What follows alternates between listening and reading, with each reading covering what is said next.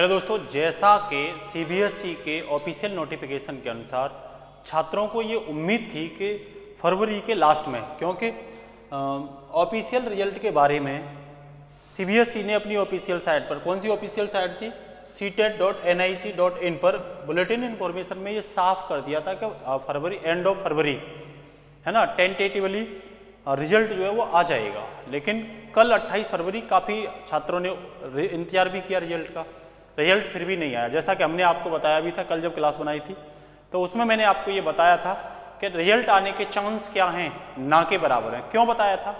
वो इसीलिए बताया था कि कल शाम को 5 बजे के बाद सीबीएसई ऑफिस से हमें एक सूचना मिली किसी मित्र के माध्यम से, ठीक है ना, और ये ऑथेंटिक, हमें जो ऑथेंटिक सूचना मिलती है तभी हम आपको बता पाते हैं, ठीक है ना। और आपने देख भी लिया होगा, हमने 28 रिजल्ट के लिए मना किया था, रिजल्ट नहीं आया। अब हम क्या बता रहे हैं कि आखिरकार सीबीएसई इतना देरी क्यों कर रही है रिजल्ट में, क्या कारण है रिजल्ट को इतना देरी करने में, क्यों बच्चों को बेवकूफ़ बनाने में लगी पड़ी है। कोई तो कारण होगा, क्यों नहीं बच्चों से जो कुछ कमी है उसे साफ बोल देती कि रिजल्ट अब आएगा। ये एकदम से क्लियर करेंगे, जिसमें बच्चों की कमेंट के आधार पर हम ये भी बताएंगे रिजल्ट में देरी क्यों है, क्या कारण है। आप भी कहोगे कि निश्चित रूप से कारण यही है। थोड़ी देर रुकिए, बस 2-4 मिनट, आपको एकदम से क्लियर हो जाएगा। और ये बहुत ही गंभीर मुद्दा है।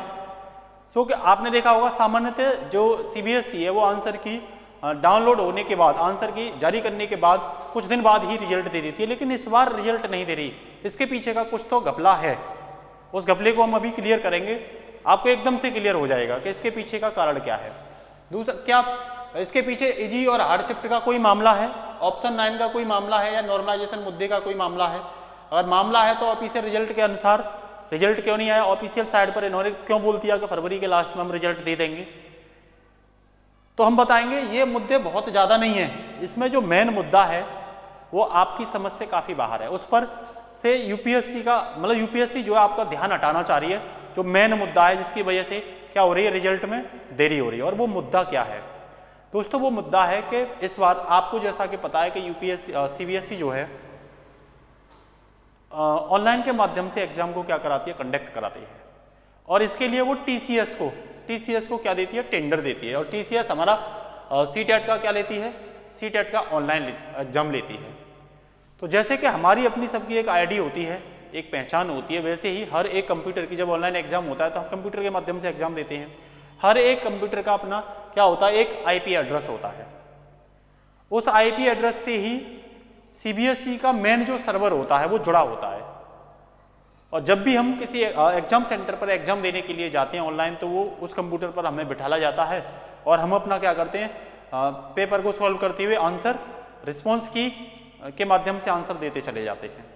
इस बार क्या हुआ है, जब आप ऑफिशियल साइट पर जाकर के अपनी आंसर की को देखते हो तो हजारों की संख्या में ऐसे स्टूडेंट इस बार देखने को मिले हैं जिनकी आंसर की में 1 नहीं 2 नहीं 10 से लेकर के 20-20 क्वेश्चन नॉट अटेम्प्ट दिखाए गए हैं। अब इसमें कई जो लोग ये बोल रहे हैं कि नहीं वो बच्चे की गलती रही होगी, सीबीएसई भी बोल देगा कि भाई आपने क्वेश्चन अटेम्प्ट ही नहीं किया, हम क्या करें। सीबीएसई भी क्या करना चाह रहा है, अपना हाथ झाड़ना चाह रहा है, लेकिन वो झाड़ इसलिए नहीं पाएगा कि 1-2 स्टूडेंट गलती कर सकता था नॉट अटेम्प्ट की, 10, 20, 50, 100 स्टूडेंट, दिमाग लगाना आप, यहाँ तक आप पहुँच ही नहीं पा रहे हो, यहाँ तक आप पहुंच ही नहीं पा रहे हो जहां मैं आज आपको ले जाऊंगा, बशर्ते आप सुनते रहिए। तो 1-2 स्टूडेंट होता वो नहीं कर पाता नॉट अटेम्प्ट, 10-20 नहीं कर पाते, 50-100 स्टूडेंट नहीं कर पाते, 500 स्टूडेंट ऐसे हो सकते थे जो अपने क्वेश्चन मतलब आंसर को अटेम्प्ट नहीं कर पाते। मेरा कहने का मतलब वो रिस्पॉन्स की फुलफिल नहीं कर पाते, लेकिन ये तो स्टूडेंट हजारों की संख्या में हैं। तो अब यूपीएससी इनको क्या जवाब दे? समस्या इस बात की है, समस्या ये है कि जो बच्चों ने सेंटर से, एग्जाम सेंटर से कंप्यूटर में आंसर लॉक किए थे, वो टीसीएस के माध्यम से, टीसीएस पर तो आ गए थे, टीसीएस के सर्वर पर तो थे, लेकिन टीसीएस तो एक मीडिएटर का काम करता है। उसमें टीसीएस क्या करता है, केवल एग्जाम लेगा और सीबीएसई की जो ऑनलाइन मेन रिस्पॉन्स सर्वर है उस पर क्या कर देगा, रिजल्ट को सेव करवा देगा सर्वर पर जाकर के। लेकिन इस बार क्या हुआ है, हजारों की संख्या में रिजल्ट सीबीएसई की मेन सर्वर पर रिस्पॉन्स हो ही नहीं पाए हैं। जब देखते हैं सीबीएसई की साइट पर, आप देखते हो ना अपना रिजल्ट, तो वहाँ नॉट अटेम्प्ट दिखाता है। हजारों की संख्या में ऐसे बच्चे हैं जिनका रिजल्ट नॉट अटेम्प्ट दिखाता है। अब एक दो क्वेश्चन की बात हो तो सीबीएसई क्या करे, नॉर्मलाइजेशन का बहाना लेकर के उस मामले को क्या कर देगा, दबा देगा और मतलब आगे तक बढ़ने नहीं देगा। और अभी तक इसकी जिक्र भी नहीं की। ये हमें जो जानकारी मिली है ये हमारे ही मित्र हैं, उनके माध्यम से सीक्रेट जानकारी मिली है जिसे हम आपको शेयर करें। देखना आगे भी यही होगा, हम जो बता रहे हैं यही होगा, रिजल्ट देरी का कारण यही होगा। हमने रिजल्ट का भी बताया था कि 28 को रिजल्ट नहीं आएगा और रिजल्ट नहीं आया क्योंकि हमें पता थी। और कल तो एकदम से साफ ही हो गया, हम उनकी बात नहीं मान रहे थे जो हमें बता रहे थे कि रिजल्ट नहीं आएगा, लेकिन कल एकदम से साफ कर दिया उन्होंने। तो समस्या इस बात की है कि देखो एक दो क्वेश्चन अगर होता तो सीबीएसई नॉर्मलाइजेशन के माध्यम से क्या कर देती, उसे मुद्दे को दबा देती। लेकिन आप देख रहे हैं एक एक बच्चे के 10 से लेकर के 15, 12, 14, 20 तक ऐसे क्वेश्चन दिखाए गए हैं जो सीबीएसई के मेन सर्वर पर अपलोड ही नहीं हो पाए, नॉट अटेम्प्ट दिखा रहे हैं। अब ये हजारों भविष्य का फैसला है, हजारों छात्रों के भविष्य का फैसला है। तो ध्यान रखना, ये ऐसा भी हो सकता है कि मामला कोर्ट में भी जा सकता है, ये मामला कोर्ट में भी जा सकता है। ऐसे आखिरकार छात्र इतनी बड़ी गलती कैसे कर सकते हैं? ये तो गलती किसकी है? ये तो गलती सीबीएसई की है ना, उसका सर्वर आकर एग्जाम के समय ऐसा क्यों हुआ? समझ में आ रही है ना बात? आप अगर कहोगे भाई एग्जाम सेंटर वाले की गलती है, उसकी कोई गलती नहीं है, टीसीएस के माध्यम से तो आंसर लॉक हो गए, लेकिन उसके सर्वर पर रिस्पॉन्स की में ये सेव ही नहीं हुए। तो अब मामला ये है कि यूपीएससी जो नॉट अटेम्प्ट वाला मामला है उनके बीच कोई एक बीच का रास्ता निकाल रही है। भाई नॉर्मलाइजेशन तो कोई रास्ता नहीं निकलेगा क्योंकि नॉर्मलाइजेशन कभी पहले दिया ही नहीं है सीबीएसई ने। तो उनका ये जो देरी हो रही है, वो विलंब जो हो रहा है रिजल्ट का, वो विलंब का कारण ये है कि नॉट अटेम्प्ट वालों का मुद्दा किस तरीके से सॉल्व किया जाए।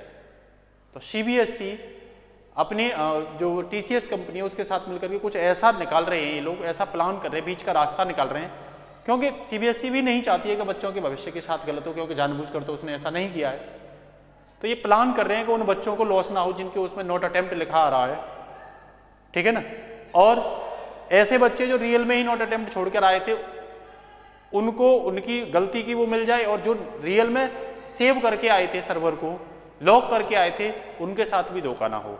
तो ये प्रयास किया जा रहा है, इसीलिए रिजल्ट अभी हाल फिलहाल जल्दी आने का कोई भी चांस नहीं बनता है। दूसरी बात, मुद्दा ये भी है इजी और हार्ड का, ये भी एक मुद्दा है, लेकिन ये बहुत बड़ा मुद्दा नहीं है, इसे तो आसानी से सॉल्व किया जा सकता है। ऑप्शन 9 के मामले को भी आसानी से सॉल्व किया जा सकता है। साथ ही साथ नॉर्मलाइजेशन भी बहुत बड़ा मुद्दा नहीं है, यूपीएससी सीबीएसई ने कभी नॉर्मलाइजेशन नहीं दिया।